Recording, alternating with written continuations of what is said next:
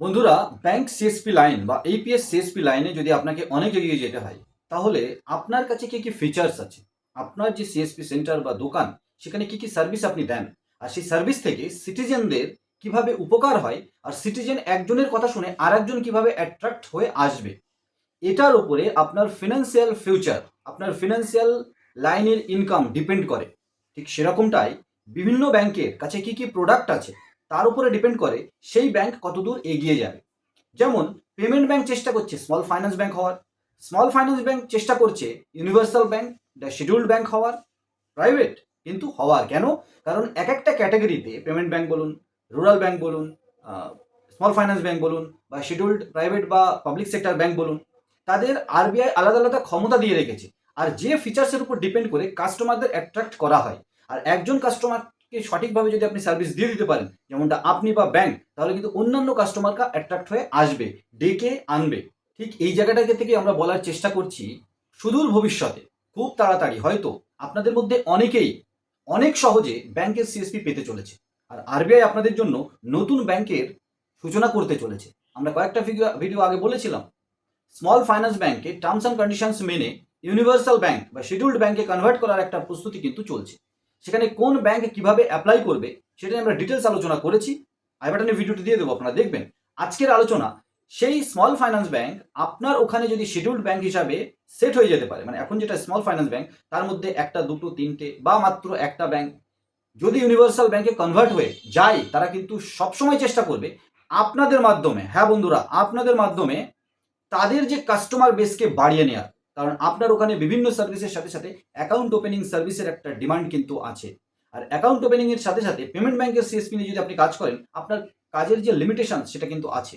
Debit card দিতে পারেন, account open করতে পারেন, আর কিছু ডিপোজিট নিতে পারেন, সেভিংস বা অন্য কিছু। স্মল ফাইন্যান্স ব্যাংকে ওর থেকে বেশি ক্রেডিট কার্ড ইস্যু, লোন দেওয়া কিন্তু করতে পারে স্মল ফাইন্যান্স ব্যাংক। এনবিএফসি এখানে চলে আসে। এনবিএফসি কোম্পানিগুলোর কাছেও কিন্তু কাস্টমার বেস অনেক, তারা অ্যাকচুয়ালি কিন্তু মাইক্রো ফাইন্যান্স বা লোনের উপরে ডিপেন্ড করে চলে। স্মল ফাইন্যান্স ব্যাংকের ক্ষেত্রে ডিপোজিট নেওয়ারও কিন্তু পাওয়ার রয়েছে। আর ডিপোজিট নিতে পারলে আপনার কাছে যেমনটা পয়সা যদি ডাইরেক্ট চলে আসে, তাহলে কিন্তু আপনি ইন্টারেস্ট বেশি দিতে পারবেন, যেমনটা স্মল ফাইন্যান্স ব্যাংক দিয়ে থাকছে কাস্টমারকে অ্যাট্রাক্ট করা। সেভিংস অ্যাকাউন্টে কিন্তু ভালো ইন্টারেস্ট দিচ্ছে, 7.25 বা 7.5% আপ অ্যান্ড ডাউন করে, কিন্তু মোটামুটি 7%-এর ওপরে। ইউনিভার্সাল ব্যাংক বা নর্মাল ব্যাংকের প্রায় কাছাকাছি বা তার থেকে বেশি। পেমেন্ট ব্যাংক কিন্তু অতটা দিতে পারে না বা চেষ্টা করে। স্মল ফাইন্যান্স ব্যাংকের একটা স্ট্রং ফোকাস কিন্তু থাকে মাইক্রো ফাইন্যান্সের উপরে। এই মাইক্রো ফাইন্যান্স আর স্মল ফাইন্যান্স ব্যাংক, এই নামের মধ্যে আপনারা বুঝতে পারছেন, আমরা আগেও বলেছি স্মল ফাইন্যান্স ব্যাংক আবার একটা অ্যাপ্লাই করেছে আরবিআই এর কাছে, যে এনবিএফসির মতো যেন শিডিউল্ড ব্যাংকের থেকে লোন নিয়ে তারা রিলোনিং করতে পারে, রিলেন্ডিং করতে পারে। আর এটার পারমিশন পেয়ে গেলে দেখুন, স্মল ফাইন্যান্স ব্যাংকের থেকে একটা, দুটো বা তিনটে হয়তো ইউনিভার্সাল ব্যাংকে কনভার্ট হবে। বাকি যারা স্মল ফাইন্যান্স ব্যাংক, তারাও যদি নর্মাল শিডিউল্ড ব্যাংক, প্রাইভেট বা পাবলিক সেক্টর ব্যাংকের সাথে টাই আপ করে লোন নিয়ে, লেন্ডিং নিয়ে রিলেন্ডিং করতে পারে, যেমনটা এনবিএফসি কোম্পানিগুলো করে, তবুও কিন্তু আপনার ব্যবসার একটা বিশাল স্কোপ আসছে। বন্ধুরা, পেমেন্ট ব্যাংকের নিয়ে করছেন করুন, পেমেন্ট ব্যাংকও খুব একটা খারাপ নয়, সবই আরবিআই মান্য তো ভালো, কিন্তু একটা কাজের লিমিটেশনস আছে। শুধু অ্যাকাউন্ট ওপেনিং আর যে লেনদেন, তারও কিন্তু একটা লিমিটেশনস আছে।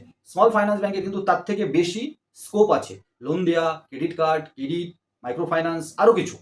এবার এই স্মল ফাইন্যান্স ব্যাংকের মধ্যে যে একটা, দুটো বা একটা ব্যাংক ইউনিভার্সাল ব্যাংকে কনভার্ট হয়ে যাবে, আপনি যদি সেই ব্যাংকের সাথে জুড়ে যেতে পারেন, এখনকার প্রাইভেট বা পাবলিক সেক্টর ব্যাংকের যে সিএসপির জন্য আপনি চেষ্টা করছেন, কষ্ট করছেন, আপনি কিন্তু ওই স্মল ফাইন্যান্স ব্যাংক যে ইউনিভার্সাল ব্যাংকে কনভার্ট হচ্ছে তার সাথে কাজ করে কিন্তু টোটাল স্যাটিসফ্যাকশন দিতে পারেন সিটিজেনদের, আর একটা ভালো ইনকাম করতে পারেন।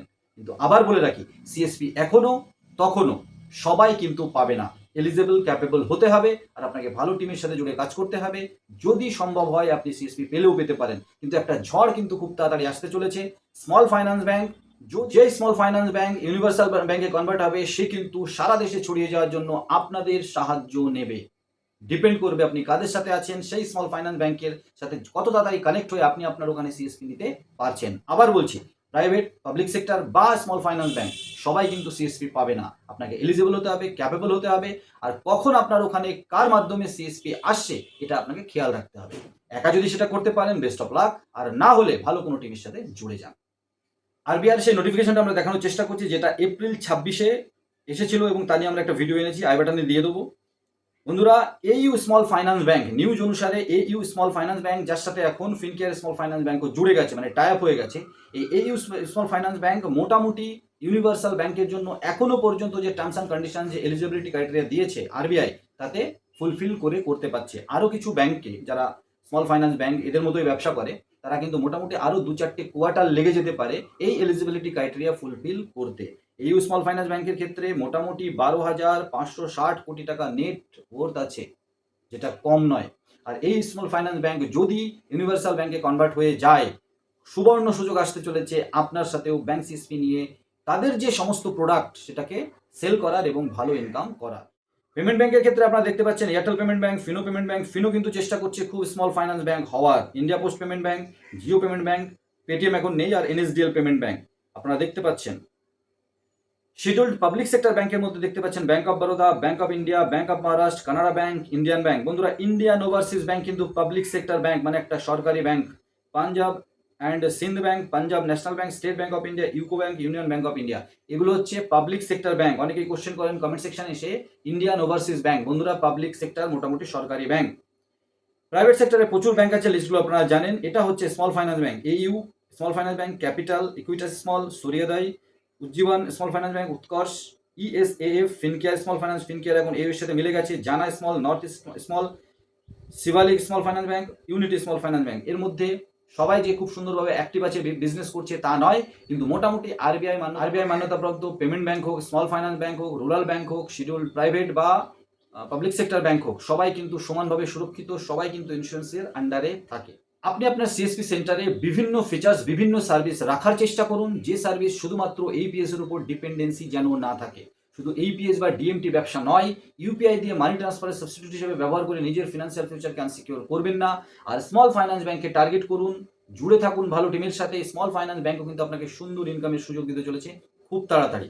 যেখানেই থাকুন সুরক্ষিত থাকুন, ভালোভাবে লিগ্যাল লাইনে কাজ করুন, খুব সুন্দর ফিউচার, ফিনান্সিয়াল ফিউচার কিন্তু আপনাদের সামনে আসতে চলেছে। এনপিসিআই, আরবিআই মিলে যত সমস্ত রেভলিউশন করার মতো প্রোডাক্ট নিয়ে এসেছে, নিয়ে আসছে এবং তাদের রূপ বদলাচ্ছে, আপনারা যদি সঠিকভাবে নিয়ম মেনে সমস্ত এলিজিবিলিটি ক্রাইটেরিয়া ফুলফিল করে কাজ করেন, ফিনান্সিয়ালি আপনারা কিন্তু একটা সুন্দর ভবিষ্যতের আশা করতে পারেন।